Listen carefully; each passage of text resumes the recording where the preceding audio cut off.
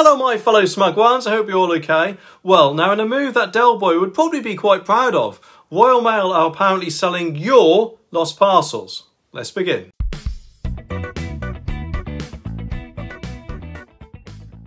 Okay, this story is from the Daily Express and it says, Royal Mail fury. Customers left angry and upset after missing parcels sold at auction. I'm pretty sure that parcels, and letters too of course, have people's names and addresses on them, don't they? Which literally tells Royal Mail where they should go. So how can they even get lost in the first place? Especially as they must have found them to sell them. Unless they're talking about mail where the address label has come off, that is.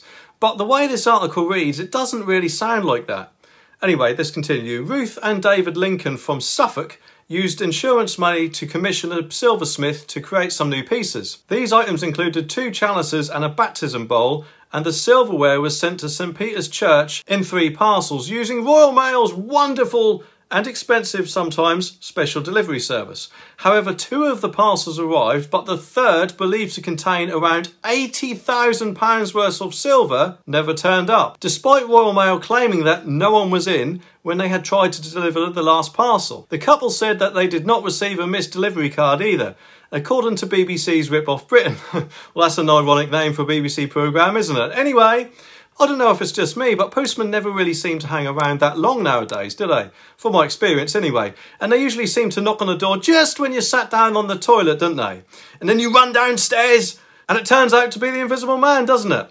But don't worry, because I left you a little note saying that you have to wait 24 hours to collect your parcel, because collecting it on the same day would be too easy, wouldn't it? And I'm guessing it'll also probably teach you a lesson to answer the door quicker. But I'm not Usain Bolt, you know. The postage service said it would have returned to the sender, but it never found its way back to the artist. And after telling the couple that the parcel may have gone to the last property depot in Northern Ireland, they said there were too many parcels to double check. Although, following the publicity in the local newspaper, the Royal Mail somehow found the parcel in an auction house in Guildford, Surrey, where it was literally about to go under the hammer. But that's not just it, because in a similar case, Mark Johnson, a former soldier, lost his 2 war medals at a funeral, but luckily a friend found them and sent them home to him in the post. Despite his friend using Royal Mail's signed for first-class delivery, the medals never arrived and were returned to the sender.